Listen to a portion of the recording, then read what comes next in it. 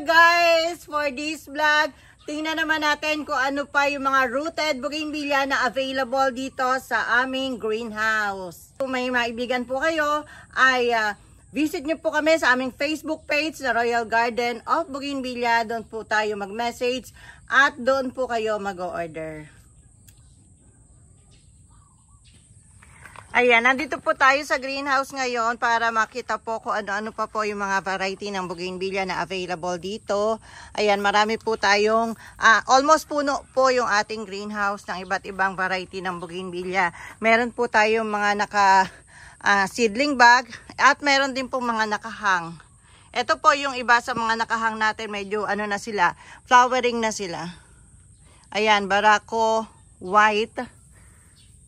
At tapos may kasama rin po siyang barako purple. Ayan, nagkasama yung white and purple sa isang paso na nakahang. Ayan, kung bet nyo po ito, kung gusto nyo po ito mabili, visit nyo po kami sa aming Facebook page na Royal Garden of Bougainvillea. Kapangalan po na itong ating YouTube channel. Doon po kayo maaaring mag-message at umorder. So, ito pa po ang isang mabulaklak na hanging bougainvillea. At ito pa ang gaganda ng bulaklak ng ating bougainvillea ngayon. Nagla-live selling po kami every Wednesday and Thursday. 9 AM po nag-i-start sa ating Facebook page. Ayan. Kasama po sa mga nila-live selling natin, etong mga nakahang po na ito. Pwede po itong pick upin dito sa garden. Pero sa ngayon po na tag-ulan ay mahirap po ang daan papunta dito sa garden. Kaya ang ina-advise po namin na pa-drop and go nyo na lang po or pa-LBC nyo na lang po. Ayan. Then sa summer po, pwede na po kayo mag-visit dito sa garden. Marami na tayong mabulaklak nun. Ito naman po, nakahang din po ito, King Opal. And ito ay Adarna yellow. Ay, watermelon pala yun. Watermelon yellow. Ayan po yung mga sample ng mga nakahang natin.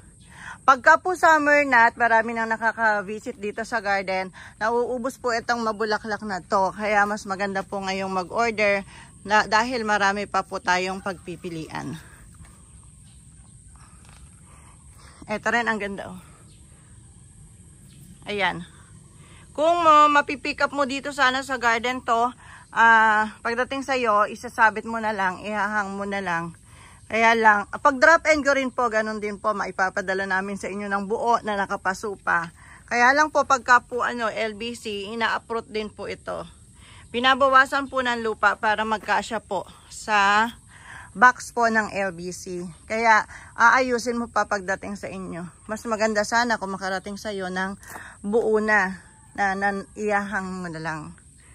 Kaya lang nga, mahirap nga pong pumunta dito dahil kami po ay nasa bukid. At ganun po talaga pagka po garden, mahirap pong pumuesto sa along the highway. Malaki ang gastos, hindi tayo makakapagbenta ng 120 lang. Yes po, yung maliliit na ganito, 120 lang. Kung nasa highway tayo, mahirapan tayo magbenta ng 120 kasi marami pa doon na bayad sa pwesto like that, bayad sa sa mga tao na magbabantay kasi nasa highway nga. Kailangan may mga bantay pa.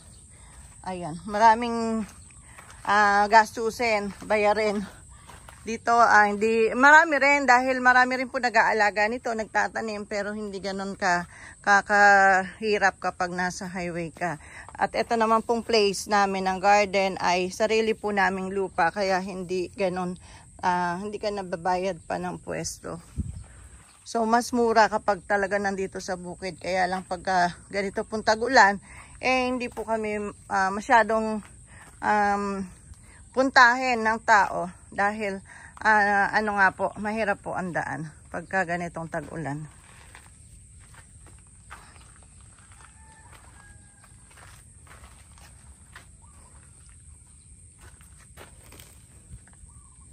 Ayan. Anyway, meron naman pong drop and go dyan kung saan natin mapapaship ito along Luzon area. Pag naman po medyo malayo, hindi kaya ng drop and go, meron po tayong LBC.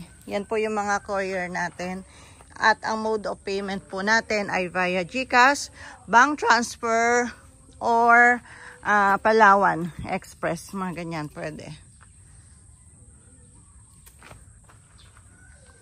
Ayan.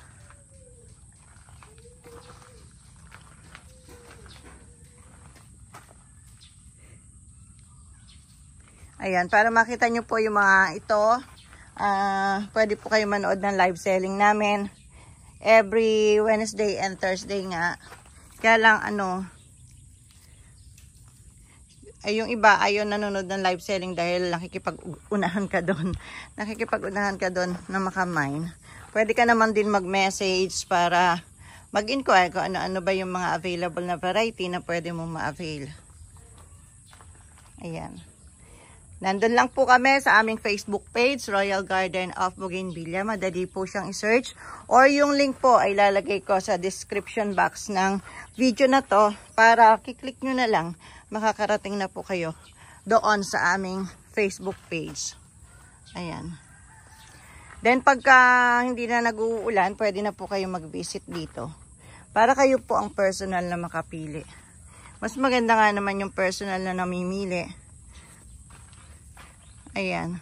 Pag marami na nakaka-visit dito, maaagad na itong mga mabulaklak na to. Ito ang ganda oh. Daming bulaklak. Pero siya, splash yata siya. Ayan, magic ice cream.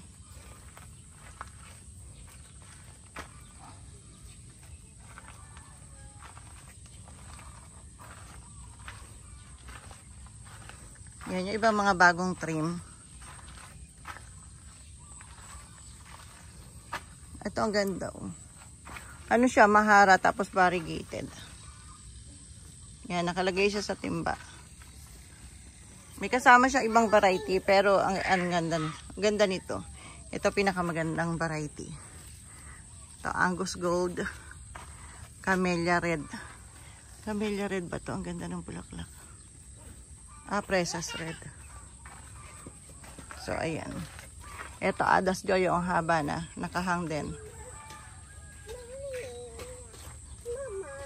Oh. Bada pa ka.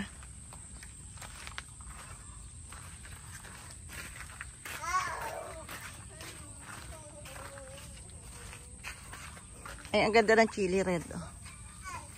Ayan, 100 pesos lang po benta namin sa chili red. Oh. Ganda. Ganda ng bulaklak niya. Ayan, madami po tayong propa ngayon. Madami tayong bentahin na ganito ng mga small size. Ang dami-dami nito. Madami sila.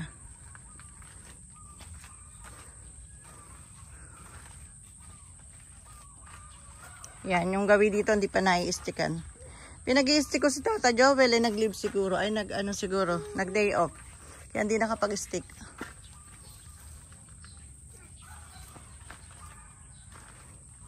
Ay, ang ganda nito. Mahara din, oh.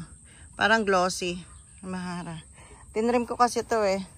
Nang trim ko, nag-usbong. Yung usbong may kasamang ganyan, oh. May kasama ng buds.